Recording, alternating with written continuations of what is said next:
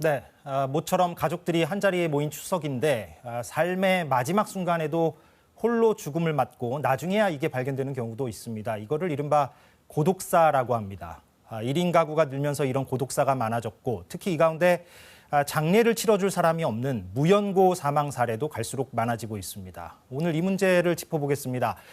김세정 기자의 보도를 보시고 몇 가지 더 얘기를 해보겠습니다. 60대 김모 씨는 이 작은 원룸에서 홀로 눈을 감았습니다. 언제 어떻게 세상을 떠났는지 아무도 함께하지 못한 죽음. 숨진 지 사흘 이상 지나 발견된 것으로 추정됩니다. 수십 장의 대출 전단지와 약봉투가 고단했던 삶을 말해줍니다.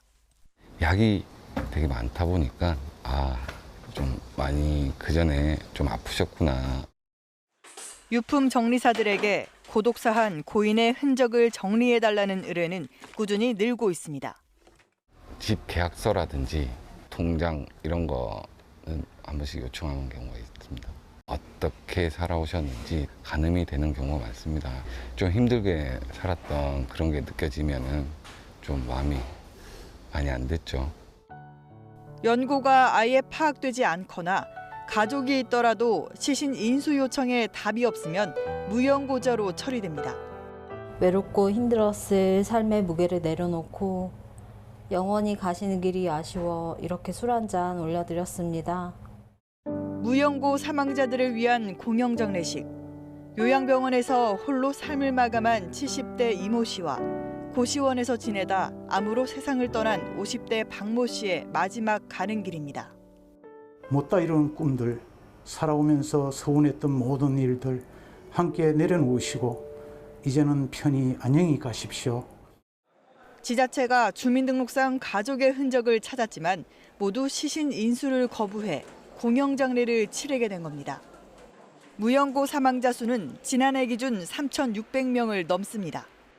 경제적인 이유로 위임하시는 경우가 많고요. 가족분들이 말 못할 여러 가지 사연이 있으셔서 무연고 사망자가 되시기도 하고요. 얼마나 가졌느냐, 지인이 얼마나 있느냐가 이제 애도받을 수 있는 조건은 아닌 거죠. 네, 이 문제 취재한 문화복지부 김세정 기자 나와 있습니다. 자, 김 기자, 최근에도 숨진 지 꽤 지나서 발견되는 사례가 있었다고 들었어요. 예, 어떤 내용입니까, 이거는? 네, 서울 송파구에서 혼자 살던 기초생활보장 수급자였는데요. 우연치 않게 오작동한 화재 경보를 확인하는 과정에서 이 60대 남성이 숨진 채로 발견이 됐습니다. 예. 이 상태 등을 봤을 때 숨진 지 적어도 2주 이상은 지난 것으로 추정이 됐습니다. 예, 그런 사례가 최근에 있었다. 자, 아까 보도를 보면은 무연고 사망자 수가 지난해 기준으로 3,600명으로 집계됐다고 했잖아요. 네. 이게 이제 늘고 있는 추세인 거죠? 그렇습니다. 이 고독사의 경우에는 제대로 된 통계가 아직 없지만 앞서 보도된 사례 가운데 이 연고자가 없는 무연고 사망자는 집계가 되고 있습니다. 예.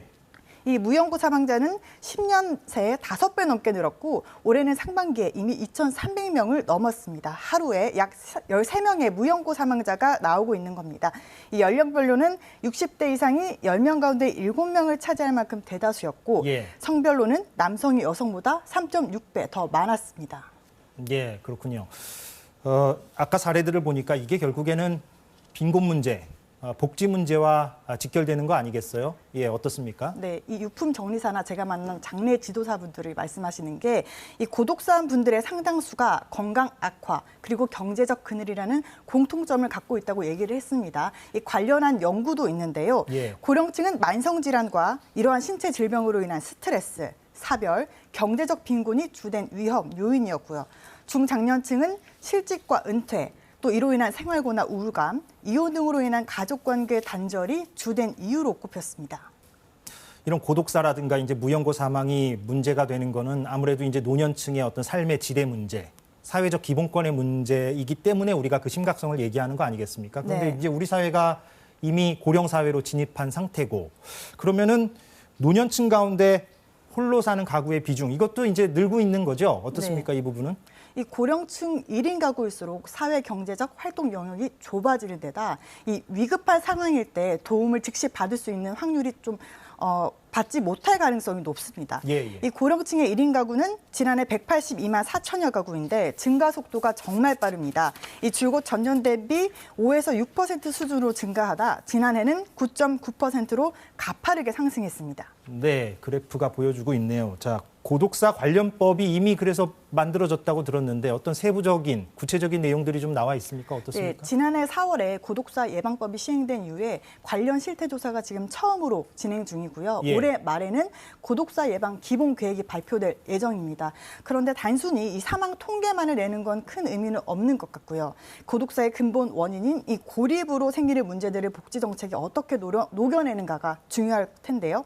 이 외로움을 국가 보건 정책의 의제로 다루면서 혼자 된 노인들을 서로 연결해주는 유럽의 노노케어 정책이나 자발적으로 고립된 사람들을 적극 지원하는 일본의 정책들도 눈여겨볼 만합니다. 예, 구체적인 세부 내용들이 어떻게 나오는지 좀 주목을 해봐야 되겠군요. 문화복지부 김세정 기자와 고독사 문제 얘기를 했습니다.